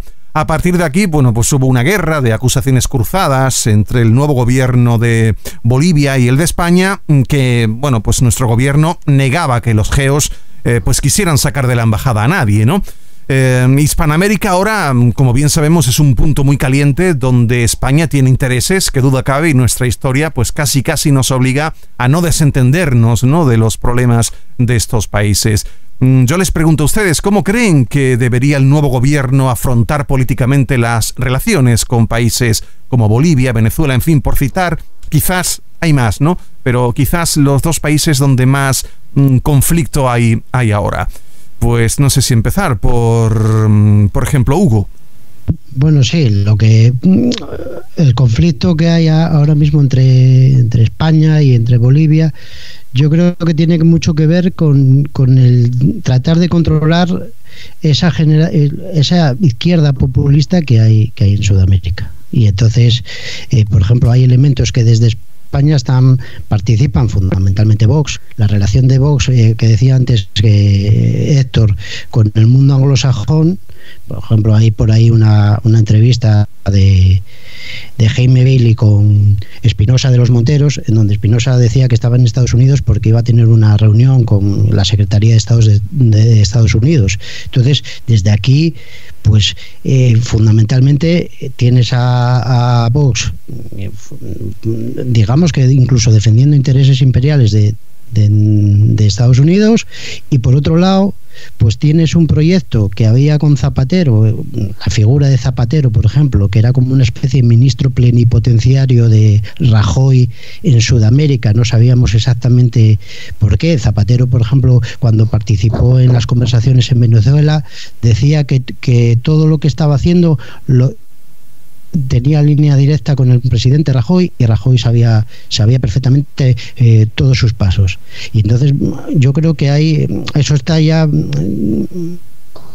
no sé si de los partidos, pero atravesando los partidos, y ese es el conflicto. O sea, Podemos también es un producto de ese mundo del populismo latinoamericano, es una fuerza política que por primera vez viene de ese ámbito. Entonces todo el mundo está jugando, está tomando España como un campo de batalla, cada uno coloca sus peones y mueve hace su jugada. José Ramón. Pues bueno, el caso concreto de lo que haya ocurrido en Bolivia, yo creo que lo sabremos dentro de algunos años, porque yo también he leído, no sabemos exactamente lo que ha pasado. Estos son temas que tienen que ver con los servicios secretos, entonces vete a saber lo que ha ocurrido. Quiero decir, yo no voy a entrar a valorar lo que ha ocurrido en Bolivia, porque no lo sé, ni creo que lo sepa nadie, que se sabrá dentro de 10 años. Lo que sí es cierto, pues bueno, pues que las relaciones con Hispanoamérica son importantes, y ahora está a ver cómo el nuevo gobierno pues reconstruye estas alianzas, y en Bolivia se ha perdido. Claro, la línea directa que podrían haber tenido con Evo Morales, pues no la tienen ahora. Pues si ahora es un problema los evangélicos allí, y entonces ahí hay a ver cómo pueden reconstruir, si es que reconstruyen un tipo de contacto con esta gente en Bolivia. Respecto al resto, pues a ver cómo lo que el nuevo gobierno buscará, pues es reconstruir alianzas pues para los intereses de España, y a ver cómo le va. Hay posibilidades en Chile, que se ha abierto ahora un proceso constitucional. Hay posibilidades en Venezuela, bueno, en México. Y a ver cuál es la política, porque tampoco está clara. Quiero decir, el PSOE no ha sido nunca tampoco muy claro. Se ha tenido un discurso a veces casi latinoamericanista, quiero decir, de simpatía hacia lo que ellos llaman, y Zapatero sigue llamando Latinoamérica, pero a veces no muy claro. Quiero decir, los negocios de Felipe González en Hispanoamérica pues son todos menos claros, son turbios a más no poder. Entonces, a ver qué sale de este gobierno de coalición respecto a Iberoamérica, porque yo no lo tengo claro, y creo que nos puede dar alguna sorpresa en ese sentido. A ver si la sorpresa es buena, yo creo que es buena, pero vamos, buena respecto a alianzas que se puedan formar. Héctor. Sí, pues antes lo introduje, eso, que vemos que la influencia de Hispanoamérica siempre la va a haber, y más en el nuevo entorno social, de redes sociales, en que el idioma y la inmediatez de la comunicación con cualquier hispanohablante es inmediata. Lo que pudo ser la televisión y la radio, sobre todo para la construcción de los Estados-nación, Internet puede ser una palanca, o puede ayudar mucho en otro tipo de conexiones reales y materiales. Vemos una lucha importantísima en Iberoamérica religiosa, que no está aquí en Europa, aunque Papa Francisco fue a Marruecos y a la vuelta dijo que mientras no haya paz en España no va a venir, y a guerras que tiene internas la Iglesia, que están saliendo ahora por la carta que ha sacado el arzobispo africano con el Papa emérito sobre la ordenación de mujeres del sínodo de la Amazonía. Como sus principales opositores pues son obispos americanos, hay un proyecto evangélico en toda Sudamérica que está dando gobiernos a las derechas pro-norteamericanas, como está pasando, pasó en el referéndum en Colombia con las FARC, pasó en Brasil principalmente, en México les está costando más, pero en Centroamérica pues hay muchas redes evangélicas que tienen una conexión directa con todas las nematologías y el imperio realmente existente en el mundo, que es Estados Unidos. Entonces los partidos de aquí no son ajenos. ¿Qué pasa? Que el PP proviene de la Alianza Popular, el CDS, el PSOE pues de un siglo y pico de socialdemocracia europea, donde estas cuestiones ya, pues técnicas te llevaba 2 días llegar a Iberoamérica, o tenías que ir en barco una semana, ahora estás en unas pocas horas, pues no lo planteaban como una salida, sí como una influencia histórica, pero ellos veían Europa y controlar la península y mantener relaciones internacionales con todo lo que pudiera, con Oriente Medio, con el que fuese. Y ahora pues Hispanoamérica con las nuevas tecnologías está más cerca. Y la dialéctica imperial, pues el principal problema que tienen en Estados Unidos pues es una minoría de hispanos que es tremenda. Y allí los hispanos pues no se clasifican por países. Allí pues eres latino, que es más genérico, pero existe una unidad, y esa unidad, si se conforma o toma forma, pues puede afectar tanto fuera como los de fuera dentro de Estados Unidos, los países hispanos, porque con 40 millones de hispano-mexicanos en Estados Unidos y México con 150 millones de hispanos, pues puede, como coja potencia México, puede crear muchos problemas a Estados Unidos. Entonces esta batalla, que aquí la vemos poco, si estás en Estados Unidos o estás en Centroamérica o Sudamérica, pues están al día con ello, porque son golpes de estados, o pues el que reacciona al golpe de estado tiene que proponer casi una dictadura comisarial para que no se le escape pues su capa basal o los negocios que tienen con Estados Unidos, y en esto pues bueno, Podemos y Vox aparecieron por Bolivia. Germán Terz se puso allí a los 2 días. Esto es un tema que para desgastar a Podemos usa Vox, pero Vox está realizando una red de contactos que si veis con quienes se alían en Iberoamérica, son todos de estos partidos pseudoevangélicos criollos o blancos, bueno, pues como son aquí, pues allí de derecha, el CAS en Chile, por ejemplo, o los partidos que promueve Estivano por Sudamérica, o las radios, o estos pseudoevangélicos, pues tienen buenos contactos. Para mí eso, pues bueno, es un peligro de cuando uno dice desde vos que se defiende Hispanoamérica, habrá que ver que Hispanoamérica defienda. Yo me presenté también defendiendo Hispanoamérica, no salí diputado, pero nadie me dijo que no lo pusiese en el programa o en el discurso que yo daba, ¿no? Es decir, en Podemos Hispanoamérica y Iberoamérica pues está bien visto. Y hay un proyecto y hay alianzas objetivas con Iberoamérica que hay que ver qué fruto dan desde una posición muy minoritaria y dentro de la Unión Europea que no les va a dar mucho juego, pero bueno, hay que estar atentos, que es un populismo con muchos contactos en Iberoamérica. Luis Carlos. Pues sí, de acuerdo con lo que decís, y desde luego el intervencionismo ha sido lo normal en la política internacional. Todos los partidos, todos los estados quieren intervenir en los otros, o sea, y dependiendo de sus intereses desestabilizarlos o no, o cambiar un gobierno por otro. Eso es lo normal, eso ha pasado siempre, y eso es la política. O sea, a mí me parece que ahora la cuestión yo creo que es si se mira por el lado ideológico, yo creo que se enturbia el problema, porque buscar una ideología que conecte, yo creo que eso es imposible.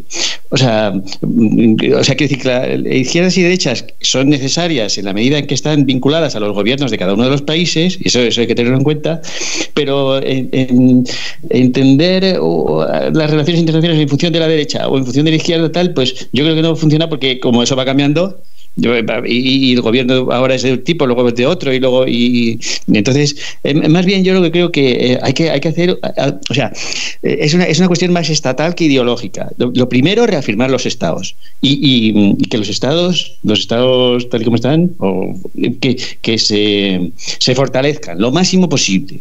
lo máximo posible, precisamente por el intervencionismo extranjero, para dominar lo que está ocurriendo. O sea, quiero decir, la posición estatal, eso tiene que ser la base completa de todo lo demás. Primero los estados, porque si tú quieres reorganizarlo a nivel político de otro modo, tienes que hacer una guerra. Entonces, eso es eliminado, porque eso no se cuenta con ejércitos ni nada, esa posibilidad cero. Entonces, la cosa es fundamentar y asegurar los estados. Y eso es lo primero. Y a partir de ahí, pues ya, como dices tú, ya tenemos el idioma y parte de la cultura y etcétera. Entonces, entonces luego la economía, y ese sería, pero a partir de los estados y con lo más fuertes posibles. Y entonces, claro, ese es el problema, porque no te dejan, te desestabilizan constantemente y influyen en nosotros. Entonces, pues, pero vamos, la vía estatal yo creo que es la clave en principio. Luego ya se verá. Sí, pero hay que ver que los estados evolucionen. O sea, claro, están siempre en esta competencia, las nuevas instituciones, las nuevas herramientas tecnológicas que hay hoy en día sobre la mesa, y hay que ver que fortalecer un Estado a lo mejor no va en la línea de fortalecerlo como era en el siglo XIX. No tienes un espacio a controlar, no acotado en los mismos términos que había entonces. Entonces creo que eso es más, habría que hilar más por dónde se puede fortalecer un Estado frente a otro, porque uno se fortalece también respecto a las debilidades del frente, y ahí es donde una política a medio largo plazo es donde se juega la dialéctica. Claro, no a lo mejor no puedes hacer un proyecto de industrialización, pero sí tienes una plataforma cultural potente y tienes que hacer ver que a lo mejor pues construir tus redes sociales y tu influencia en Estados Unidos, como está pasando, que a nadie se le escapa. Claro, lo que pasa es que son tantas líneas porque tienes que intentar desindustrializar lo menos posible porque los demás te quieren atacar por ahí, pero tú tienes tus fortalezas en el idioma y la cultura, y el otro las tiene controlándote la Unión Europea, y tú tienes que jugar el partido en todos los frentes. Claro, es un problema. Una curiosidad de este gobierno fue, que no sé si es para tapar más algo, o que Pedro Sánchez lleva con el programa 2030, que está en la cartera de la vicepresidencia de Pablo Iglesias, y ahora salió hace poco también que le encargó al spin doctor a Redondo que un trabajo de un proyecto de España pues a medio largo plazo, a 40 años. O sea, es como que está en la agenda pues estos cambios que están por venir, de dialécticas enormes, y parece que no se les está escapando. Y a lo mejor es vender el largo plazo, porque a corto pues aquí no nos podemos mover demasiado de cómo está la correlación de fuerzas. También ver cómo evolucionan los diferentes países, si China se llega a consolidar.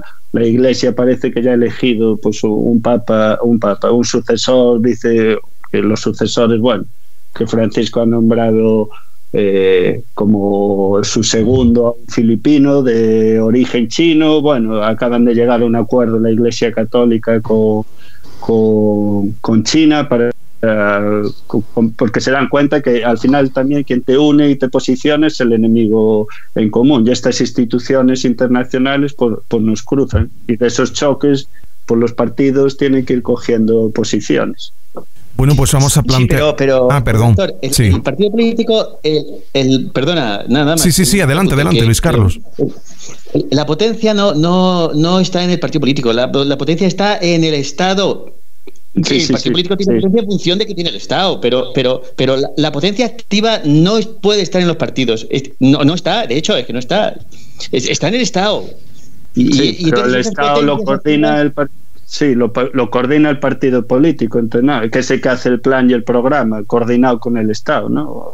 Porque si te gana uno que va en otra línea, pues te paraliza o te puede poner piedras en el camino que ha elegido ese Estado, que es lo que está pasando, ¿no? O cómo influye. Sí. Vale, Sí. Están unidas, pero desde luego la potencia la tiene el Estado, eso es seguro. Perdonar que pero un ejemplo de lo que está diciendo eso es la remodelación que acaba de hacer Putin, ¿no? digamos que la fuerza la tendrá Rusia, pero Putin remodela completamente lo hace, sí, me puede decir Luis Carlos, y lo hace desde la presidencia del gobierno y con vistas ya desde una escala estatal, pero toma también posiciones como de partido, remodela completamente el gobierno para lanzar al Estado otra vez a nuevos proyectos. No lo sé, es una idea. Sí. Bueno, pues voy a plantearos la última pregunta. Ya algo de esto, de lo que os voy a preguntar ahora, algún invitado pues ha hablado oblicuamente, ¿no?, al responder a otra pregunta, pero ahora lo vamos a plantear ya in recto, y es la última pregunta. Vámonos ahora, como les decimos a ustedes, a la Unión Europea. Reino Unido nos abandona. El Brexit parece que allí triunfó. Aunque allí es verdad que ellos no tenían ni siquiera el euro, ellos siguen de hecho con su libra esterlina, y aquí en España pues tenemos el euro. En fin, aquí en España algunos empiezan a proponer una especie de, le han llamado expexit, ¿no?, tras los últimos varapalos judiciales en Europa a las decisiones de nuestros tribunales con los independentistas del procés. Claro, habría que ver, ¿no? Habría que ver si esto es realista, si esto es prudente a estas alturas plantear en España un plebiscito para abandonar la Unión Europea. Creo que ningún partido político, ni siquiera Vox, aunque sea el partido que más crítico se muestre con Europa, con la Unión Europea, pero creo que ningún partido de los que ha sacado representación parlamentaria está, y corríjanme si me equivoco, defendiendo una especie de referéndum para abandonar o no la Unión Europea. Pero quiero que me digan ustedes lo que opinan ciertamente de este asunto. ¿Sería prudente abandonar la Unión Europea o por lo menos planteárselo a la ciudadanía en forma de referéndum? Adelante, por ejemplo, Héctor. Pues claro, la prudencia es de tal magnitud que no se puede calcular hasta que pasen los hechos. Salirse, como decíamos, en un contexto de un Estado muy mediano, en el contexto global, con unas alianzas, eso, que los países van cambiando y no te puedes enfrentar a los poderes, a los estados continentales o imperiales que hay en el mundo, pues no. Se plantea, pues bueno, como mucho, reforzar los estados en la Unión Europea, iraniza, o otra Europa es posible, o la Europa de los pueblos, pero siempre dentro de las instituciones que existen. Respecto a Inglaterra, claro, esto que hay un choque entre las ideas de unidad e identidad constantemente, y vemos como unas se reinfluyen, están conjugadas. No podemos defender la unidad sin tener un concepto de identidad, de lo que queremos unir o separar, y al revés. Y vemos que las costuras del Reino Unido también están saltando. Ahora han prorrogado varias veces la salida, ahora parece que con el respaldo al partido de Boris Johnson, y parece que hay un consenso en que vayan a salir, aún no sabemos, pero el acuerdo es muy problemático para Inglaterra. Y vemos que la Unión Europea sí tiene una fuerza efectiva como mercado único, como que comparte si vas de aquí a allá, porque Irlanda del Norte, si le pones frontera, pues parece que puede volver el terrorismo y los conflictos allí. Escocia quiere repetir el referéndum. Gales está viendo qué pasa. El Partido Laborista no sabía si era pro Brexit o en contra, y no polemizó mucho con el voto a favor y en contra, porque su electorado se dividía. Incluso usó argumentos contra la inmigración como cualquier otro partido pro Brexit o tal. Es decir, ahí la identidad de Gran Bretaña dentro de la Unión Europea, con esa especificidad de que está en la Commonwealth, tiene acuerdos prioritarios con Estados Unidos, pero la ha transformado de alguna manera, y salir no va a ser que tengan va a ser muy problemático para ellos como para la Unión Europea, que pierde una baza, o sea, un puntal, que Europa sin Inglaterra pues cada vez se entiende menos, y eso puede forzar que otras alianzas o que otros estados quieran o puedan salir. Grecia, pues ahí es donde se ven las fuerzas y la correlación, y no se pudo salir de la Unión Europea. Un estado, y decía Varoufakis que tenía 600 funcionarios trabajando en recuperar una moneda, Siri, pues llaman a Rusia a ver si lo podían financiar, a China. Ahora sí les han vendido el puerto a los chinos y viene la ruta de la seda, pero China aún no está capacitada ni quiere meterse en los líos de Europa, tan alejado de su territorio y con lo que le cuesta organizarse en su entorno como para venir a rescatar países a Europa, que cada vez lo va haciendo más. Entonces, bueno, en este contexto, países medianos como Portugal, España, que ya no es mediano, dentro de la Unión Europea es grande, o Italia, que sacaron a Berlusconi del medio, pues la soberanía real o la capacidad, el poder del Estado, como dice Luis Carlos, pues está muy codeterminado. Y eso hasta se ve en el Brexit. Entonces, pensemos ahí donde, cuando se habla de independencia catalana o vasca, ¿qué puede significar, ¿no?, en este contexto? Luis Carlos. Bueno, pues desde luego lo del referéndum y todas esas cosas no está lo que llaman en la agenda o en la opinión pública, o no es tema de debate en absoluto. O sea, mira, hace pues 5 o 6 años hicimos un congreso en Talavera con José Chu y lo titulamos Hispanidad y europeísmo. Entonces, ¿por qué? Pues porque lo que estaba claro es que después de 3 siglos de hispanidad o de formación del imperio, pues obligados por la destrucción del imperio a formar una nación, ¿no? O sea, un estado, 22 estados obligados, ¿no? Eso no hubo ahí elección posible. Pues a los 200 años siguientes ha sido la vía europea. Entonces la cuestión es esa, y por qué no se puede volver a subvertir otra vez en la otra dirección, ¿no? Porque desde luego lo que está claro es que Europa no es más que una idea eurolar. O sea, Europa ni puede llegar a un idioma común, ni puede llegar a una cultura común por la división protestante y que es clarísima, y cosas así. O sea, quiero decir que Europa pues es un estado de tránsito, porque se ha intentado hacer 40.000 veces Europa y nada, es un estado transitorio. Entonces, pues yo creo que es seguro que es un estado transitorio en función de potencias y la dialéctica internacional, ¿de acuerdo? Pero hay que ver hasta cuándo dura. Pero entonces meterlo en la agenda. Lo primero, meterlo en la agenda, meterlo en la discusión o lo que sea. El problema de salir. Y claro, dependiendo de la prudencia política, desde luego, la prudencia aquí manda. No, porque la verdad es las consecuencias de lo que haces, entonces, en política. Entonces, eso, tener prudencia, porque la cosa, pues, quiero decir, eso hay que mirarlo a muy largo plazo. O sea, no se puede hacer de otro modo. Y si no lo vemos, pues no lo vemos, pero meterlo en la agenda o la discusión, por lo menos. Hugo.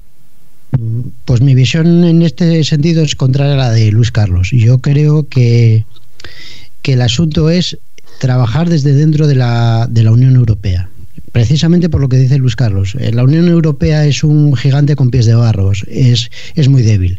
Tanto Francia como Alemania, que son los ejes fundamentales de la Unión Europea, son dos culturas, digamos, 2 idiomas con un ámbito muy, muy estrecho, un radio muy cerrado sobre sí mismo. Entonces nosotros tenemos el español. Digamos que tenemos la plataforma del español, y desde la plataforma del español lo que podemos es ser los hispanos de Europa, jugar, digamos, un poco a caballo de Troya desde dentro y hacer lo que hizo Felipe González. Se dio cuenta cuando entramos en la Unión Europea, en la Unión Europea de aquella no, en la Comunidad Económica Europea, fue que empezó a hacer aquellas cumbres iberoamericanas.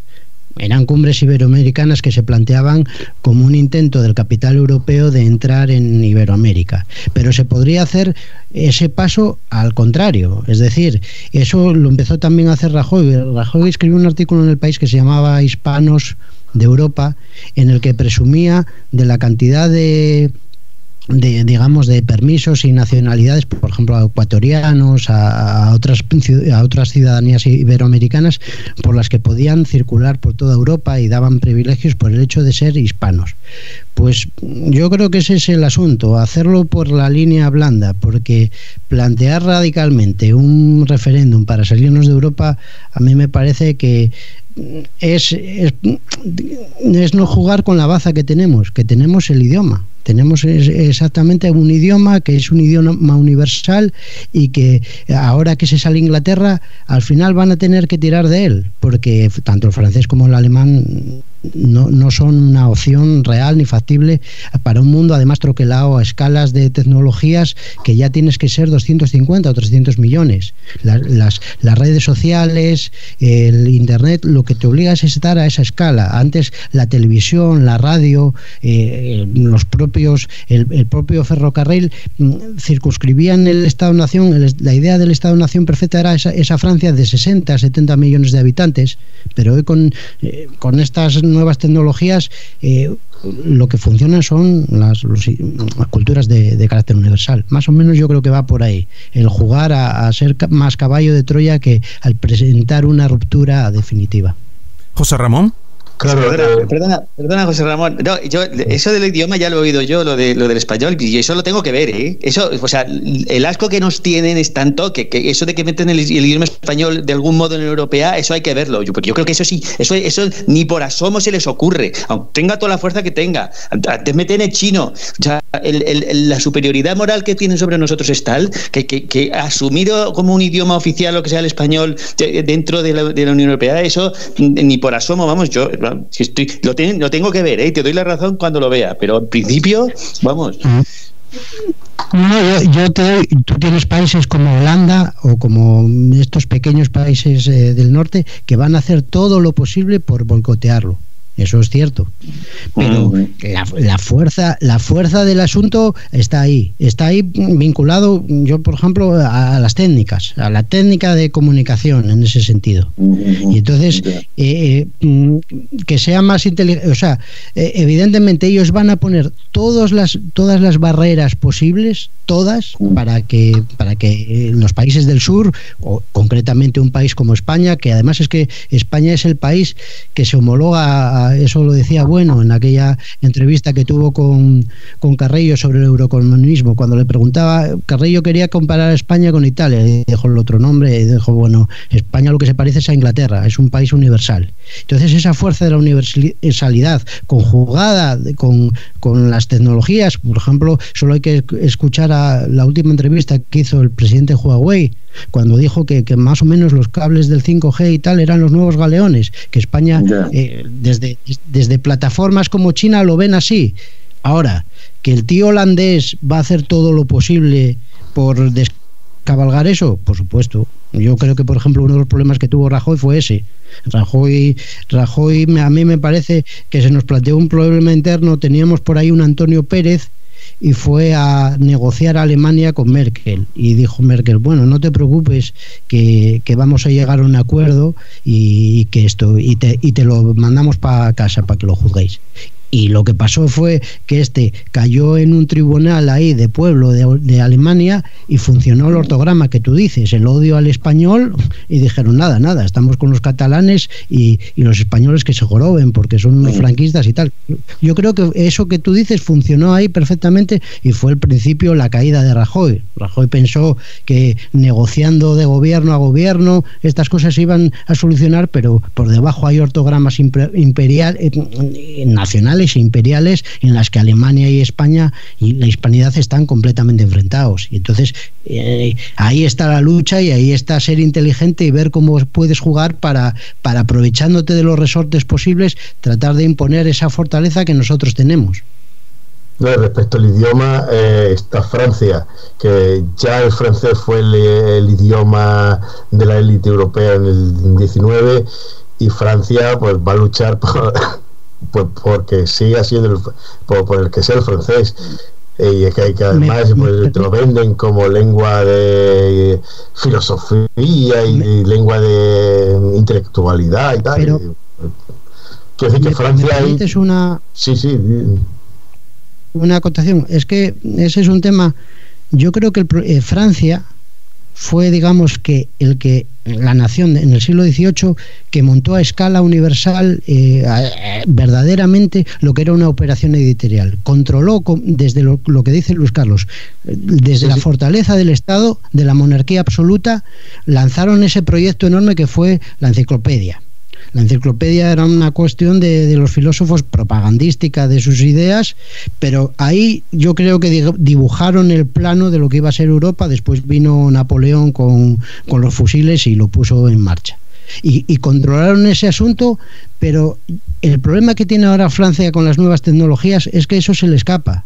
Es que el problema, yo creo que uno de los problemas, por ejemplo, que tienen con la población islámica es que les entran a través de internet ideologías basuras de tipo de los califatos, de un califato que no existió nunca, pero los chavales que están, digamos, desintegrados a través de internet los reconfiguran imanes y islamistas de estos que se dedican a estar todo el día en internet, y ahí estás viendo la debilidad de Francia. Francia parece que no es capaz de... Lo que yo estoy planteando es que si se sale de Gran Bretaña, y ahora podemos decir, bueno, es la oportunidad de España, sí, pero España, entre otros, tiene que luchar contra el francés, el español tiene que luchar contra el francés, y el francés tiene un prestigio construido, como te has dicho, artificialmente, un prestigio, bueno... Sí, pero YouTube no. Pero en YouTube el francés no tiene la... El español, porque el español lo odian, claro, como ha dicho Luis Carlos, quiere decir, entonces pretender que el francés o el alemán como idiomas van a ceder espacio al español, pues eso hay que verlo, claro. Pero Despacito, por ponerte un ejemplo, que es eso, lo escuchan en español. Ese es el problema que hay. El problema que ellos tienen es que... y eso pasa también, esto que tú dices del prestigio. El prestigio es una idea analógica, es como la tribuna en la prensa. La tribuna en la prensa tiene su prestigio por el hecho de que es un artefacto, el periódico en papel, que se publica con un editor que tú tienes que ir a comprar. Entonces el editor decide que fulanito, tú como eres muy listo, me publicas la tribuna. Y entonces las ideas de fulanito, el prestigio es, digamos, esa estructura material que sostienen esas ideas. Pero ¿qué pasa con la llegada de Internet? Que el columnista de prestigio que había en el periódico de papel, cuando va por ejemplo, a Twitter, en el muro de Twitter es un avatar más, porque resulta que todos están igualados. Y entonces la tecnológica funciona por otros parámetros distintos que el editor del diario. A la tecnológica lo que le interesa es que allí haya mucho tráfico y que la gente se vaya moviendo, equipara y esto iguala todas las opiniones. Esa es la transformación del paso, yo creo, de publicar en papel, que eso lo tenía todo controlado Francia, a publicar en internet, que digamos que ese espacio lo tiene controlado el mundo anglosajón, pero por el que ahí eso fue lo que dio, digamos, vida al español. Al español lo que le está dando vida, está utilizando las redes del mundo anglosajón, no tiene unas redes propias, pero en el fondo eso es lo que le está dando vida. Dices, tú vas a Twitter y ahora resulta que una columna de Paco Umbral vale lo mismo que lo que opina Manolito en un blog, porque están todos claro, son 40 caracteres allí y tal, y todos igualados. De eso por ejemplo se quejaba el New York Times. El New York Times lo mismo, la gente al enterarse por Facebook o por Twitter, todo se iguala. Es el mundo, es el reino de la opinión. Se degrada el pensamiento, pero por ejemplo, para una lengua de escala nacional eso se potencia. Sí, pero bueno, podría darse el caso de una lengua extendida popularmente y que después la élite, bueno, que se han dado ya cantidad de sociedades, ¿no? Y una lengua popular es más o menos extendida, pero después las élites, el idioma que utilicen sea otro. Quiero decir, porque lo importante no es Twitter, lo importante es el idioma con que están hechas las leyes, con el que habla la universidad, con el que se publican los libros más potentes. Quiero decir, ahí donde se juega, es que yo digo, no le quito importancia a Twitter o a las redes, pero quiero decir, hay más... Lo importante es Telefónica. No, yo quería decirle a José Ramón que lo importante es Telefónica. Hay una anécdota muy interesante sobre Telefónica, digamos que estas tecnológicas y el Estado, y que el Estado puede intervenir en Telefónica, porque volviendo a lo de Luis Carlos, mantener por ejemplo Telefónica como gran compañía tecnológica que permite eso, que permite generar series, que permite porque ahora mismo las universidades y todas esas instituciones están mediadas por estas compañías. Están introduciéndose en ellas, están constantemente dialogando con ellas, viendo cómo se pueden modernizar, cómo se pueden poner al día. Por ejemplo, a mí me llamaba mucho la atención una anécdota que leí sobre Telefónica. Hicieron un plan de la empresa, fueron a promocionar este plan de la empresa al New York Times, al Financial Times, y lo recibió allí la columna más prestigiosa del Financial Times era Alphaville, y la llevaba un tío que es Hugo, no me acuerdo cómo se llama, Hugo Dixon, un tío que es, digamos que era bisnieto, me parece que de Churchill, y le presentaron el plan y a este tipo, a este periodista, que tenía que dar, digamos que el visto bueno y hacer la propaganda de la compañía. Y entonces, cuando lo presentaron, dijo el tipo que, hostia, el plan es magnífico, es impresionante, tenéis una compañía estupenda, pero os voy a decir una cosa: nunca estaréis en el top 10. Y entonces los otros, que se quedan un poco como asustables, ¿por qué no vamos a estar en el top 10 de las compañías tecnológicas? ¿Por qué no nos vais a dar ese empujón? Dijo, mira, no vais a estar nunca en el top 10 porque no sois anglosajones.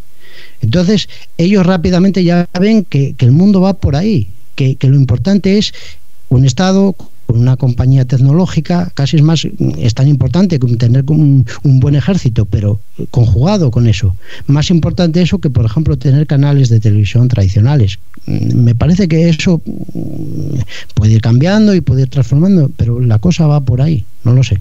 Sí, no sé si Héctor o Luis Carlos quieren decir algo, quieren apostillar algo antes de despedirnos.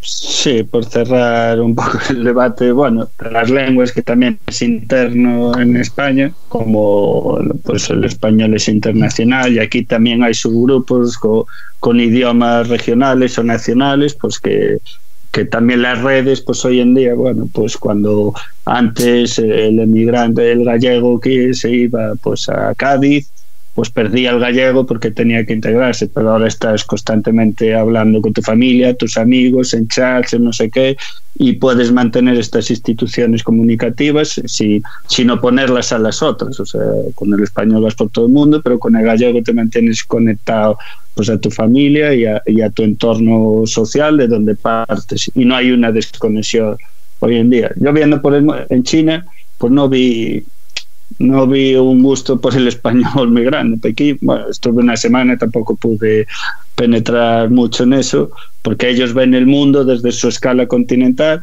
Lo que sí vi es su idioma, que es tan complejo, tan cerrado en sí mismo, como intentan que no penetre mucho el inglés, y eso sí que es obvio. Ellos, el inglés es todo el otro idioma comercial, y una élite es muy específica, ese que lo domina está fuera, pero intentan que hay muy poco inglés, y hay un poco, sí, en el metro, en ciertos museos, pero que está al lado de la puerta del metro, le preguntas toilet y lo tiene escrito ahí, no sabe lo que es. Eso me llamó la atención. Igual que en Nueva York, lo contrario, que el español está llegando o sea, tú en el metro, en las instituciones hay carteles bilingües en todas partes, y ya en Harlem o barrios así más afroamericanos y tal, hasta pues hablan español un montón de americanos. Yo, porque no solo es este conflicto de redes, sino bueno, que el español en muchos sitios, pues sobre todo en Estados Unidos, está teniendo una pregnancia muy importante. De ahí que separen los Grammys latinos, los actores latinos para un lado, los premios, porque intentan que no compites con ellos y como decía con Telefónica, que no estés entre los 10 actores más famosos, pero claro, la música no la dan parado. Hay una anécdota en Europa, por ejemplo, en Bruselas, son mucha gente de Europa del Este que anda por ahí, habla español un poquillo por las telenovelas, porque ven telenovelas constantemente, entonces ya medio hablan en español. Y otra anécdota en Francia, familiares de mi pareja, que exiliados republicanos, pues ya sus nietas ni papan español y lo ven como, o sea, no tenían ningún interés en el español. Pues resulta que de 2 años para aquí, entre el reggaetón y tal, como lo ven de moda, empiezan a escucharlo, ya puedes mantener una conversación con ellos con ellas en español mínima, y cantan las canciones, porque claro, es lo que nos pasó, cómo nos metieron en el inglés los anglosajones en la transición. Cortaron toda la tradición de música española de Guateque y nos metieron todo copias de música y todo anglosajona, bueno, ya no digo de los Beatles, los Rolling Stones, todo Oasis, Blur, todo el British Pop, pues eso para ellos es les produce tantos beneficios como sus operaciones secretas. Es que van coordinadas, porque son instituciones culturales que llevan una nematología que gusta a la gente y se quieren parecer a los ingleses de Londres. Pues bueno, ahí también hay una guerra cultural, como la que pues surgió con el fenómeno Rosalía, que no la saben clasificar, porque es catalana, hace flamenco, pero parecido al reggaetón o al trap, y no saben cómo manejarla, si es blanca, si es hispana, si es latina, si es mestiza. Entonces estamos removiendo, y eso solo se podría hacer pues con las nuevas medios de comunicación. Pues por opinar algo más, y más o menos estoy de acuerdo con lo que han dicho José Ramón y Hugo. Pues bueno, ahí se va a dar la dialéctica, una de las principales a las que vamos a medio plazo. Pues terminamos con Luis Carlos. Si quieres apostillar algo, si quieres decir algo, ahora es el momento. No, nada. Y es que están los niños esperando, porque no pensábamos que se iba a alargar tanto, porque por otro lado es tan interesante, por todos los temas son de primera, ¿no? Pero vamos, nada, encantado. Yo encantado de hablar con vosotros, y a Hugo no lo conocía, y a José Ramón, que a ver si nos vemos otra vez pronto. Vale. Un placer, Luis Carlos. Pues un placer también, precisamente para mí, porque he contado aquí con 4 invitados de verdadero lujo, una tertulia que ha pasado el tiempo volando, como dice Luis Carlos. Se nos han ido 2 horas aquí casi, porque, en fin, ha transcurrido todo en un contexto así muy, en fin, muy amable, pero digamos ahondando mucho en los temas, y creo que, en fin, ahora nuestros oyentes dirán si les gusta o no. A mí me ha encantado como, digamos, moderador y como director de este programa. Bueno, pues voy a despedirme de todos ustedes uno a uno. Héctor, muchas gracias también por la parte que te toca, porque también te has molestado en buscar a otros tertulianos, en ponerte en contacto con ellos. En fin, gracias dobles, Gracias a ti, eso es lo fácil. Lo difícil es editar y seguir con el programa, que es una muestra que son nuevos medios, y a través de esto pues también el materialismo filosófico tiene una oportunidad en las redes. Gracias a ti. También gracias a Luis Carlos, que ya nos ha dicho que tiene prisas, que están esperando los niños ahí. Gracias, Luis Carlos. Nada, a vosotros, un abrazo. También despedimos a Hugo Fernández, que es la primera vez, y esperemos tenerlo mucho más por aquí, porque nos ha encantado mucho de lo que ha dicho Hugo. Gracias. Nada, gracias a ti, y eso, y decirlo de Héctor, que yo también algo sé. El trabajo de la edición es muy duro, y gracias por el programa y por estar ahí al pie del cañón. Y José Ramón, que también es otro de nuestros nuevos invitados, que también nos ha encantado mucho de lo que ha dicho. José Ramón, gracias. Pues muchas gracias a vosotros, y encantado. Pues nos despedimos a Radio Materialista hasta la siguiente edición, que será, bueno, no vamos a poner